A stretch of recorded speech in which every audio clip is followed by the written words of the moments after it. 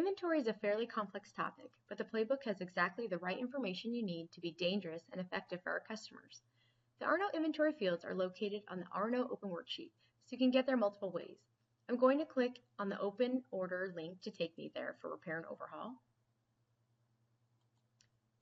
And then from here, you're going to need to scroll all the way over to the right to get to those on-hand inventory columns.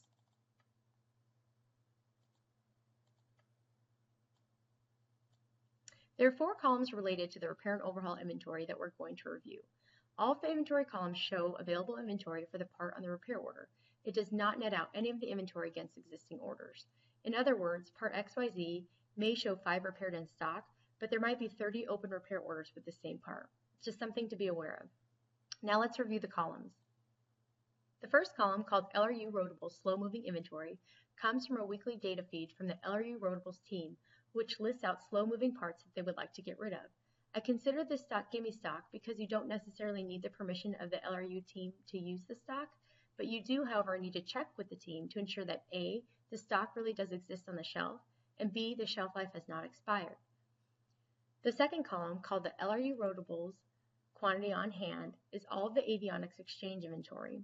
Much of the stock supports our specs and ISS programs, so you have to get permission from the LRU Rotables team in order to use the stock as an exchange. If you do want to pursue an exchange, please contact your CSR to ask them to initiate the exchange process with ISC and the specs team. The third column, called Rework Quantity on Hand, is all of the mechanical inventory that is in overhauled and repaired condition. The last column, New Quantity on Hand, has all stock in new condition. New parts can come from HAT, the aftermarket sites, the distribution centers, and even our OEM shops.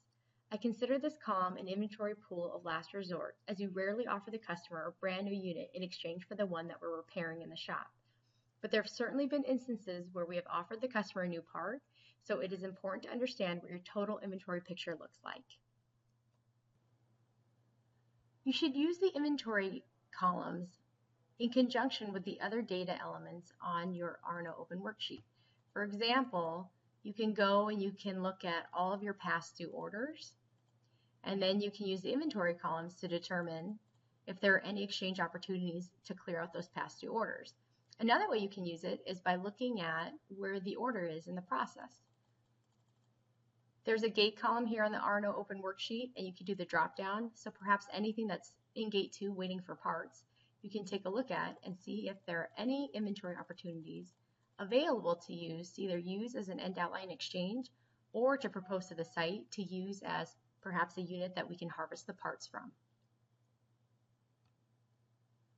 I hope you enjoyed this segment of the Playbook tutorials on how to use the inventory columns to help improve our customers' experience.